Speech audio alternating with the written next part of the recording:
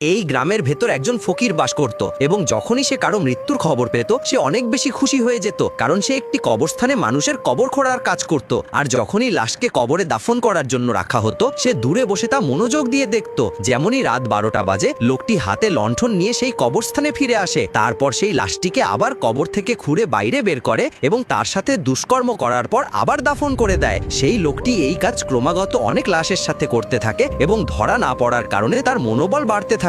কিন্তু একদিন তাকে আবার একটি কবর খোঁড়ার জন্য বলা হয়, তাই সে খুশি মনে কবর খুঁড়ে দেয়। কিন্তু সে জানতো না আজ এই কবরস্থানে একটি মেয়ের লাশ নিয়ে আসা হয়, যাকে দাফন করার পর পরিবারের সবাই সেখান থেকে চলে যায়। তখন রাতে সেই লোক লাশটি বের করার পর প্রস্রাব করতে চলে যায়। তখনই বাইরে থেকে আসা তার ছেলে বাবার সাথে দেখা করতে সেই কবরস্থানে পৌঁছায়। কিন্তু যখনই সে লাশটিকে বাইরে দেখে সে ওটাকে আবার তুলে দাফন করার চেষ্টা করতে থাকে। কিন্তু তখনই পরিবারের একজন লোক তাকে দেখে ফেলে এবং সবাই মিলে তাকে ধরে মারধর করতে শুরু করে। পরের দিন লোকটি জানতে পারে যে সে তারই ছেলে, যাকে তার সামনেই মানুষ পাথর ছুঁড়ে মেরে শেষ করে দেয়। এটি শোনার পর লোকটি পাগল হয়ে যায় আর এদিকে সেদিকে দৌড়াতে থাকে। লোকটি যখন সেখানে পৌঁছায় তখন ছেলের মৃতদেহ দেখে সে নিজের ভুল বুঝতে পারে, কিন্তু ততক্ষণে অনেক দেরি হয়ে গেছে।